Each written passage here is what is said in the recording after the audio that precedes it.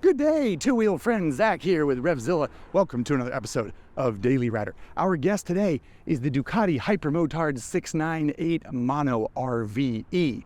That is a 75 horsepower single-cylinder motorcycle with tall suspension, a tall seat, and an MSRP of $14,500. It kind of looks like a dirt bike, don't you think? Yeah, it actually sounds like a dirt bike too. It even feels a lot like a dirt bike. But if you know anything about motorcycles, you'll know that Ducati is not famous for making dirt bikes, historically anyway. So what gives, you ask? Well, let's break it down on another ride to work, shall we? Tally-ho!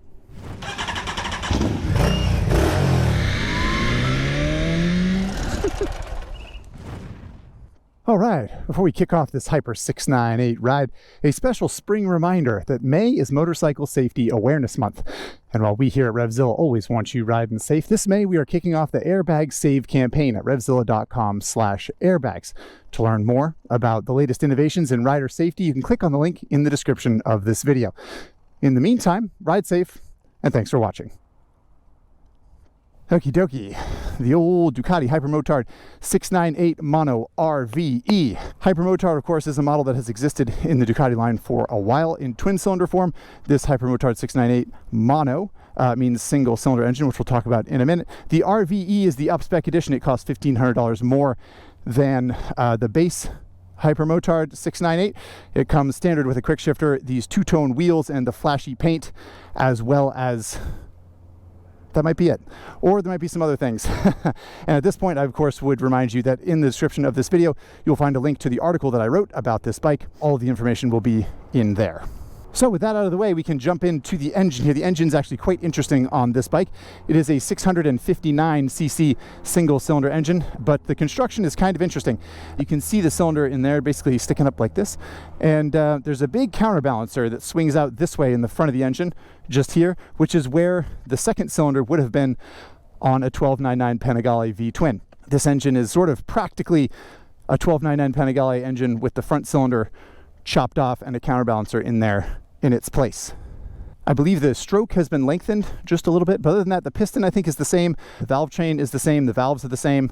A lot of the same mantra exists as existed in the 1299 Panigale, a very large bore, a fairly short stroke, which provides a high revving characteristic from the engine, and Ducati applied that to a single, and it's kind of cool. We'll talk more about it as we ride, of course. Now, the basic construction of the bike is pretty dirt bikey, right? It's got kind of tall in the front, tall in the back, tall seat, all of which are specs we will talk about as we go. But 17-inch wheels, and then this big 330 mil brake rotor with a fat Brembo monoblock caliper there. And yeah, some other sort of dirt bikey stuff, right? The brush guards and I guess overall just kind of the basic shape of the bike.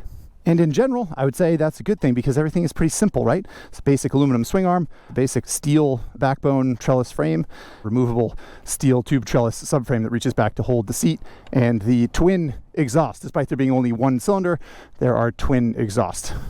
Only a couple things I really want you to note right now while we're in the parking lot. One of them is, again, this sort of tall seat and how flat it is. You can see the profile of it is just very, very flat. You can basically sit on the gas cap or scoot, 18 to 24 inches back from there if you really want to.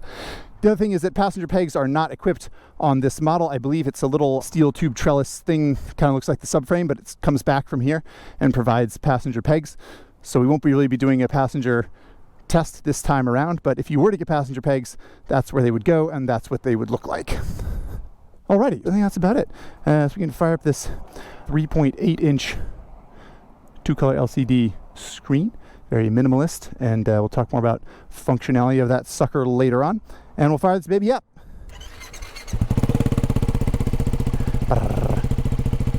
Sounds like a single-cylinder dirt bike, maybe? Yeah, huh? I suppose there's a reason for that. Okie doke, Hyper 698 RVE. Let's ride to work, everybody. Ugh.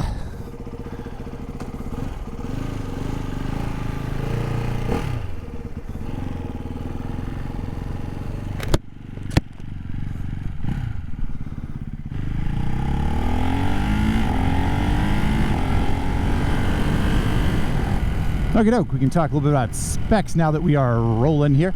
I mentioned the seat height being tall, and since we're rolling up to this red light, I can talk about that right now. It is a 35.6 inch seat height. It is very tall. If I reach all the way to the ground as far as I can. I can just flat foot at 6'2" with both feet, and that's only because the bike is pretty narrow in the middle, but it is a very tall seat.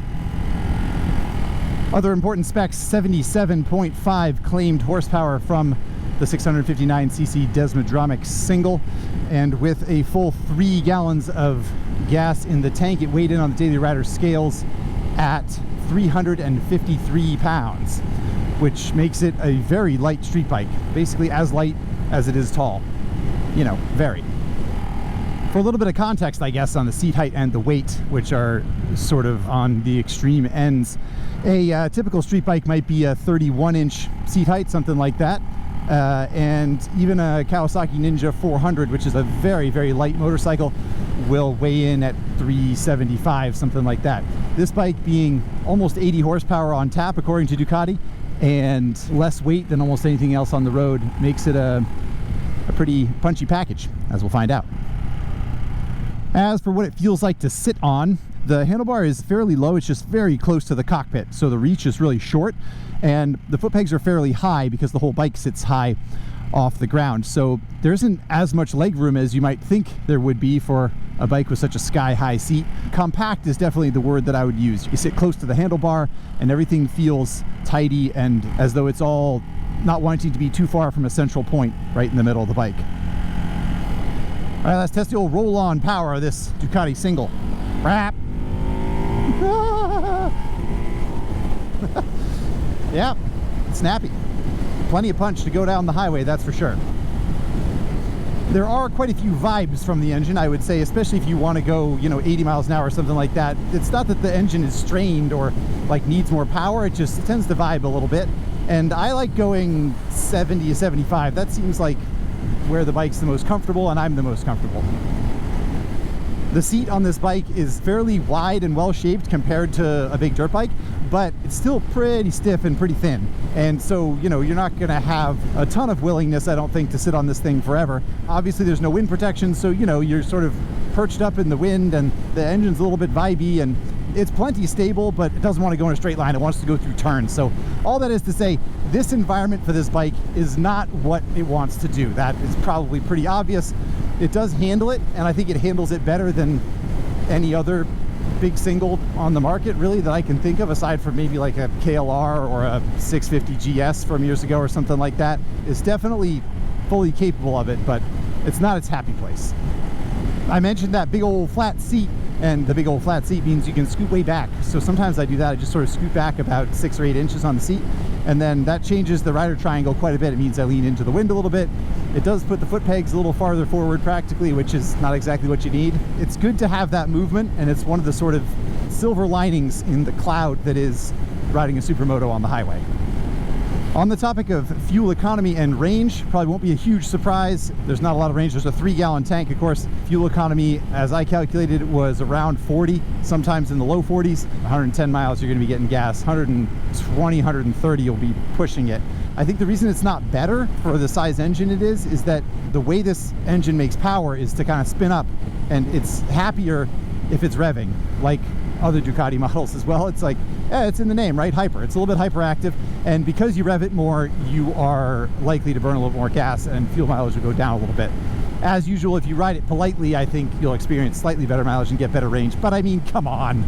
Fuel range isn't why you're buying this bike. Now, when I first rode this Hypermotard 698, I rode it on a go-kart track in Spain. Those are the photos you'll see if you click on the article and the link in the description of this video. In that situation, it feels kind of soft. It feels like, oh boy, like the fork dives a lot when you're on the brakes, and the suspension, you know, has a lot of movement when you're transitioning from side to side and riding it as fast as you can around a tiny racetrack. On the street, in these situations, it does not feel soft. It feels like there's plenty of feedback. There's a lot of suspension stroke. I think it's 8.4 inches in the fork and 9.3 in the shock, maybe. We'll put the numbers on screen just to confirm. I might have those a little bit off. The point is, there's a lot of suspension travel. If you're a heavier rider, you're going to feel that when you sit on it. If you ride around a racetrack, you're going to feel that when you transition from side to side. But it is not too soft for riding on the street. It definitely offers a lot of feedback, as you've come to expect from Ducatis, and I guess the supermoto bike in general. Last little note here, we can talk about mirrors, which are not bad for a dirt bike. but pretty bad for a street bike, especially if you're at 4,000 RPM like, and you open the throttle. They go off like a paint shaker at a hardware store. But you know, big single, I don't know, I'm not complaining about it. I've just that's a fact.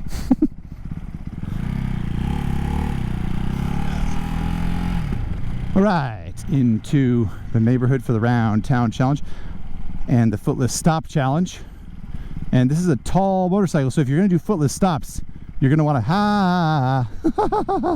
that was, I think, technically a footless stop, but boy, was that not graceful.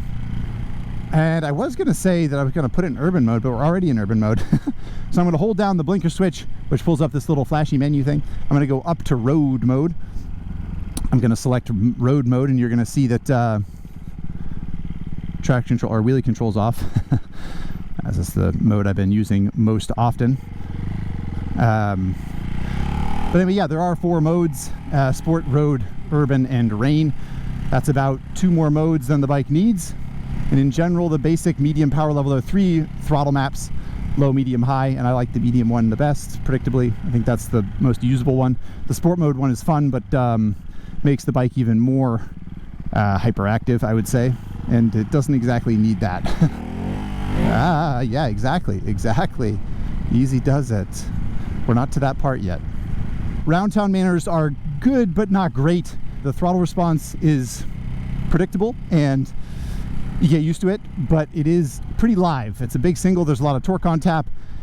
It was designed with some amount of performance in mind, and so it's not always the easiest bike to ride. The like sort of clutch feel is fine, and the throttle response is fine, but it's got a tall seat, and it's got, you know, it's got enough power on tap that it sort of wants to be rowdy.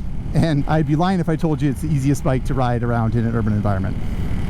However, it is a very fun bike to ride around in an urban environment. It offers a lot of energy and a lot of suspension travel and a lot of things that can be really good. So if you like a bike that has a lot of kind of like frenetic feeling energy crackling around it, then you'll definitely like this bike, and it does offer some things that other machines don't.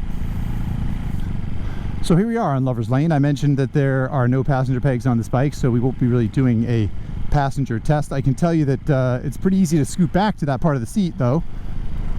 If and when you do that, whether you're tucking in on the highway or or whatever, you'll notice that the seat back there is even thinner and even less comfortable than from where the rider sits.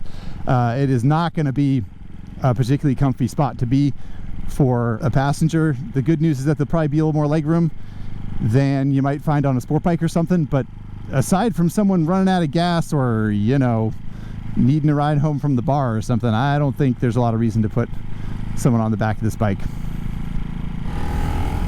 And just like that, here we are in the sporty section of road, and this is a place where the Hyper really excels. Let's put it in sport mode, shall we? Down here, bip, bip. Close the throttle. There we are, sport mode. Now we got that really snappy throttle response, which is fun, but even more hyper. And in these situations, this bike is just really, really great. It's tall, and for that reason, it might seem like it's kind of ungainly, but it's designed with a purpose, and the purpose is basically going through turns. It's very agile and responsive. I mean, lots of bikes have good response and good feel from the front end, but one thing you just kind of can't cheat and lie about is the weight of a bike. And the truth is, this bike weighs between 50 and 150 pounds less than a lot of other tall street bikes. It is wickedly fun in a set of curves. It's very rewarding. It's also the type of bike that really transmits more of the experience to the rider, and that goes for mistakes as well. I think you'll notice that if your body position isn't quite right, or you shift your weight wrong at the wrong point in the corner, it's more likely to kind of like upset the bike a little bit. And I don't see that as a downside to the bike. I see that as an even sort of more visceral connection with the road, and in a lot of ways a great training tool for understanding how to treat a motorcycle chassis so that it's happy and planted and smooth as you go through a corner. It's a little bit much to position it as a training tool or something like that, but I like it. It has that sort of connective tissue to bikes that are meant to be ridden quickly and fast, and also it asks you to pay attention, which I kind of like. Alrighty, back down onto surface streets here, and we'll spin up this engine real quick here.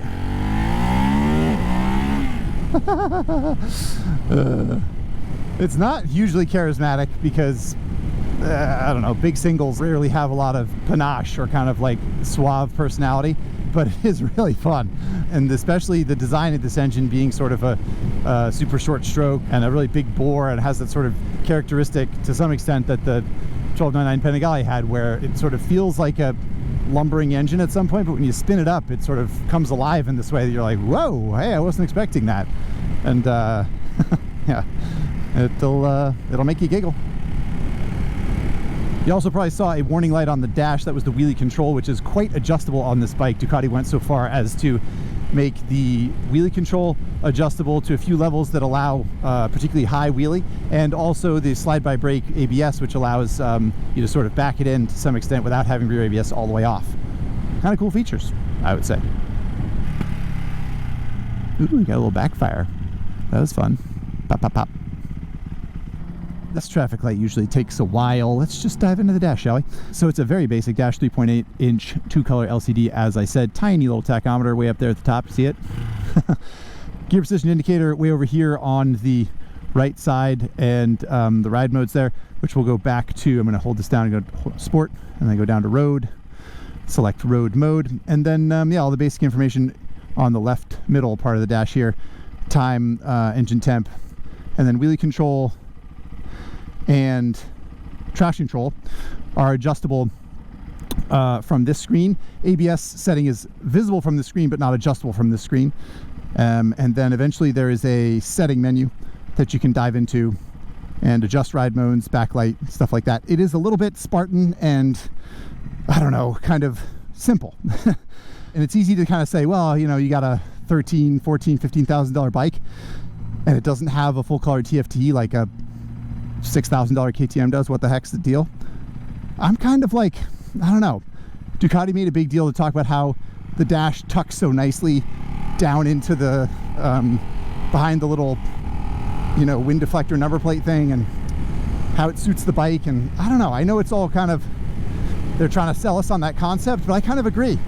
I don't know if I need another big color screen in my life. I think I'm okay with it. It delivers the information that I need.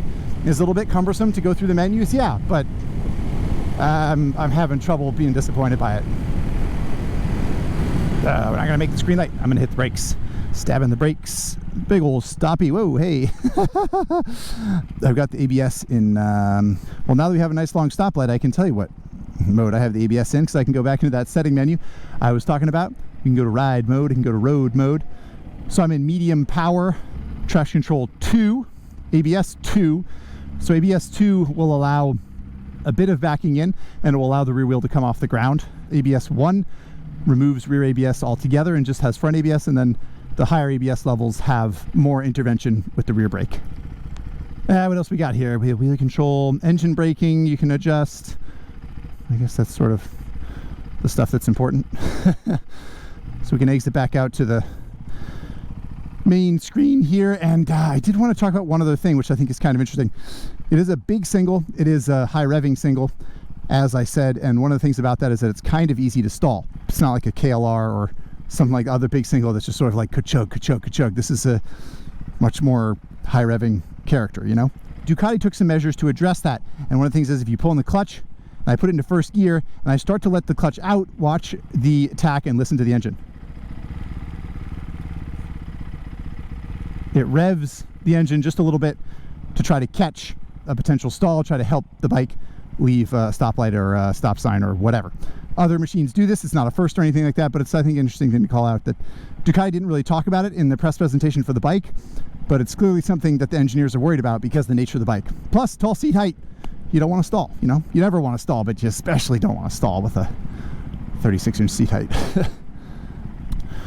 Well, I'm getting a little hot sitting here. It's 77 degrees according to the dash. And obviously, the bike is getting a little hot too because the cooling fan's on. And this big pipe right here, sticking up, or coming out the next to the engine, it does throw off some heat. I don't think it's really bad or nasty, but it is certainly warmer on the right side of the bike than the left. And that big girthy exhaust header coming out the side there and sitting right next to your knee definitely throws some heat, and obviously it'll be worse and worse the hotter it is. Sometimes this part of the ride we talk about the engine and whether or not you'd buy a bike just for the engine, and it's a tough one with this bike because the engine's cool. It's special. It's different than other big singles. It's more sophisticated and kind of like high performance, but I still find it, I don't know. I don't know if it's special enough for me. Ultimately, it's just a big single, and there are other big singles on the market, and if for some reason you like those other bikes better, I don't think like you have to have this one. It doesn't feel different enough to merit a purchase, in my opinion. There's other things about this bike that I think set it apart from the competition, which hopefully I'll have a chance to talk about later.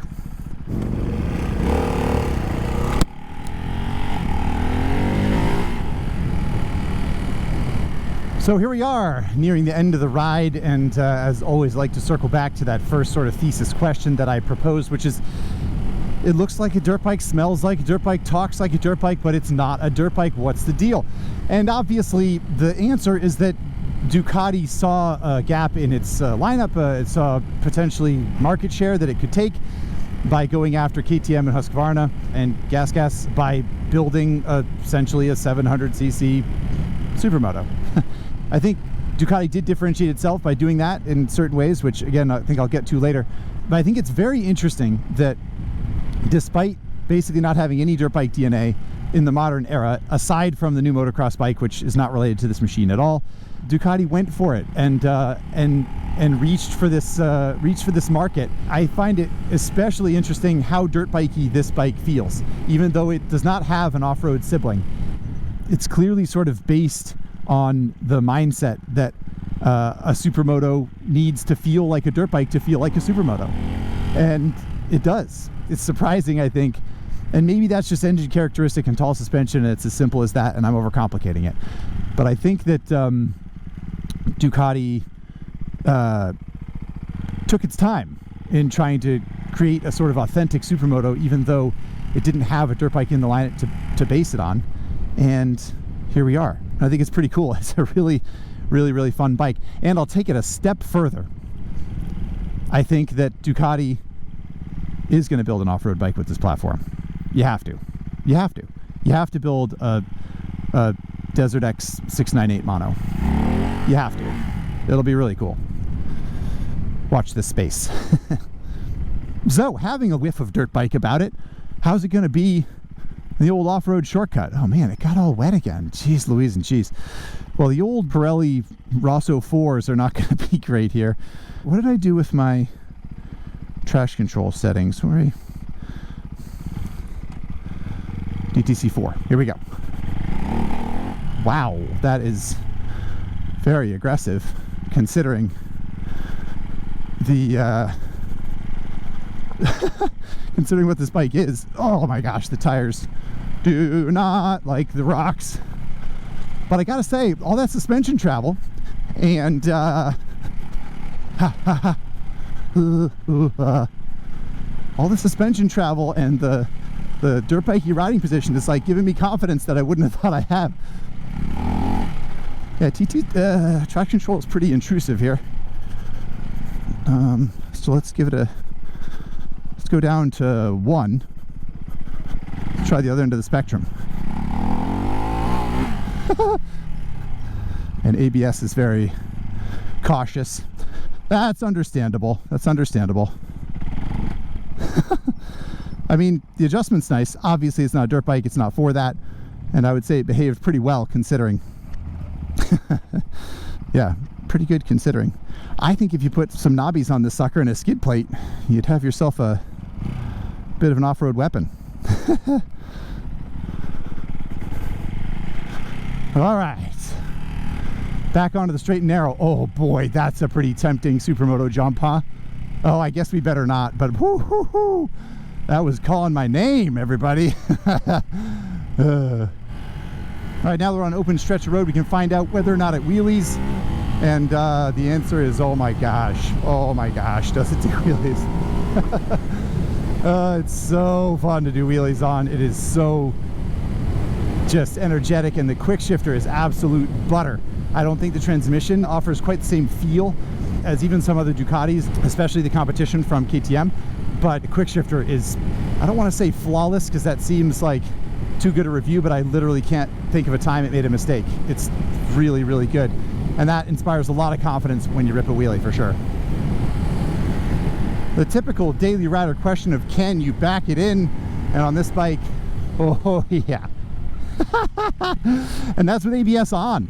That's with Ducati slide right brake system turned on, which is pretty fun, I gotta say. And if you switch ABS off, you can go even more crazy. But I've been leaving it on the street just because I like the I like the safety of having ABS on, but I like sliding around, and you can do both. It's kind of fun.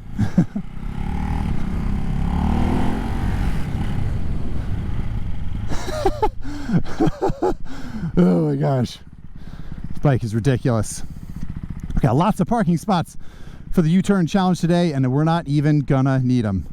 We're gonna line up on this line here. We're gonna go full lock left, feet up. Yeah, 1.5, 1.6. Very rowdy U-turner, I gotta say. Another stoppy.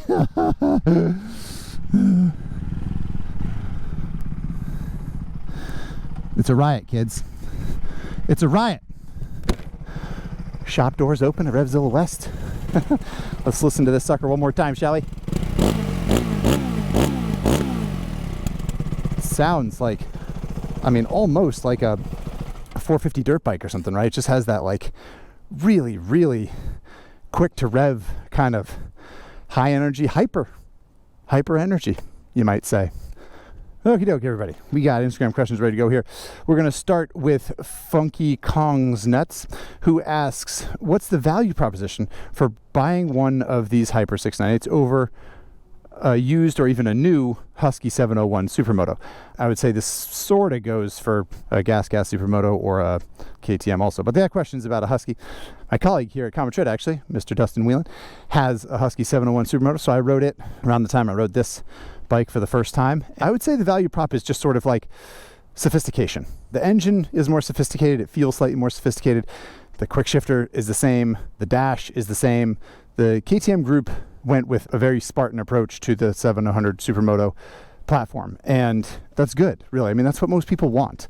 Ducati decided to take it up a notch a little bit, and the base bike anyway is not a lot more expensive than those bikes. So I think that's the value proposition. I'm not saying it's better, but it is more of a certain thing, and if that's kind of what you're after, then that's what you'll get, which I think is kind of cool. Next question is from Daniel W4, who says, can you really ride this on a kart track, or is it too big? Again, I'll reference my article where you can see some photos from a kart track. Yes, you absolutely can ride on a kart track. It's not too big. It's a ride on a kart track. I would say that I would only really advise that for maybe intermediate or advanced riders. It is going to feel big and fast on a go-kart track, but it is really fun if you're up for it. Next question is from Jam Bonnie, who says, this bike is going to be crazy and wild and fast. Yeah, at least two of those things. But can it chill out? Can I relax on my ride home if I've had a long day, or is it always trying to have a wild party? This is a good question, because yes, it can chill out, but it doesn't want to. It's an energetic puppy that is well trained. So if you ask it to chill out, it will. You can put it in urban mode, in rain mode. You can use the low power mode. You can shut off the quick shifter if you think that's a bad influence on you. You can just not twist the grip too much, and it will be a pleasant enough single cylinder tall motorcycle. It does want to be revved. It does want to be ridden quickly. It will ask you to do that. If that is an influence that you don't need in your life, then I think that makes this an especially good question to ask yourself. Next question is from Kakwinokanasam. This person says, is Ducati actually trying to compete with other more affordable brands? Is it better, or is this just another expensive Ducati vanity project?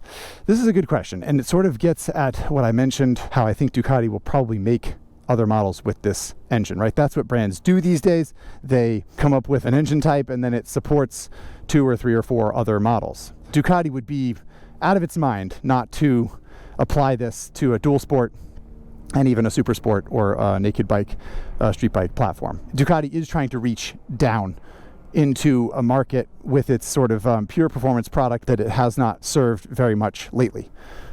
That's what I think. Am I right? I don't know. Last question comes in from Thojo1111, who says, how many garage siblings would this rig require? Is it a second bike, a third bike, a fifth bike?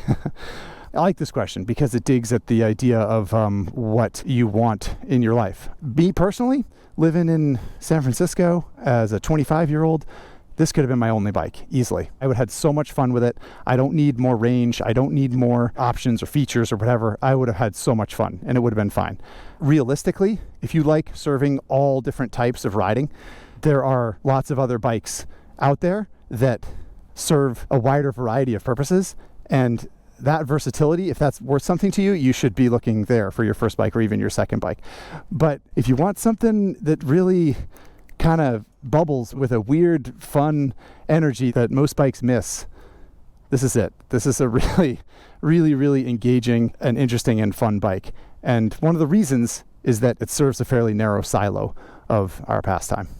Anyway, great questions as usual from all of you on the social medias. Thank you so much for chiming in.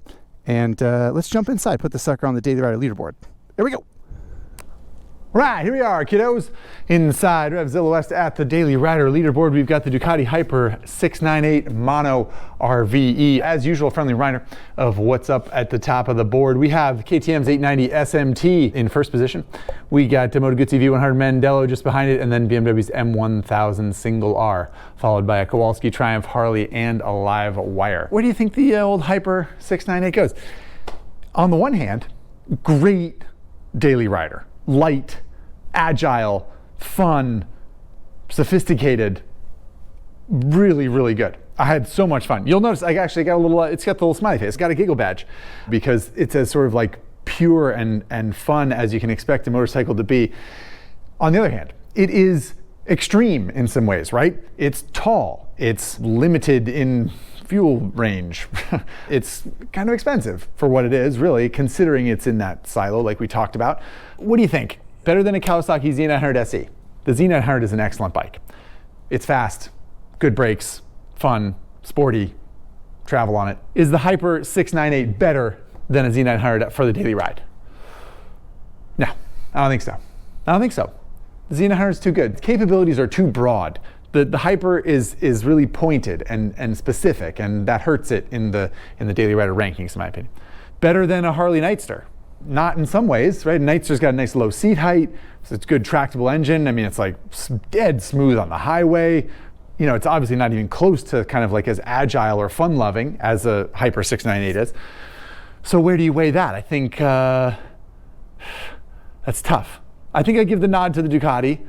If you can tolerate the seat height, it offers more kind of capability and agility and will inspire more confidence in an urban setting or suburban setting and more likely a daily ride situation, you know. That leaves us with the Triumph Scrambler 1200X. That bike is very competent, it's stylish, it's good to ride, it sounds cool.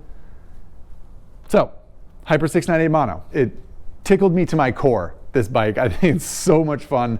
I love it. However, it's going to go right here on the Daily Rider leaderboard in between the Harley-Davidson Nightster and the Triumph Scrambler 1200X. I would have a lot of trouble recommending wholesale a Hyper 698 Mono for your daily ride, because I don't know what that daily ride is, and I don't know what your inseam is, and I don't know what your bank account looks like, as a reminder of how these ratings work. I love that bike. It is, however, extreme, pointed, limited in some ways. Hopefully all that came through. Hopefully you got a good idea of what it's like to ride around on the highway in the city, all that sort of stuff. And as a friendly reminder, if you would like to know what it's like to ride around a Spanish kart track, I've written an article about that. It's in the description of this video. Lots of links to provide today, right? We got links for my article. We got links for information on airbags for Motorcycle Safety Awareness Month, excuse me. Hopefully you'll follow some of those links, and hopefully you'll have a great rest of your day, and double hopefully we'll see you next time on Daily Rider. See everybody. Whoa, holy shnikes. You see this spider? Can you see that? Look at the size of that spider. Holy Moses. Oh man, sorry that you're along for this ride. Please don't jump on me and give me superhuman powers. Wow, that's a big spider. Look at the size of it. Okay, focus up, Zach.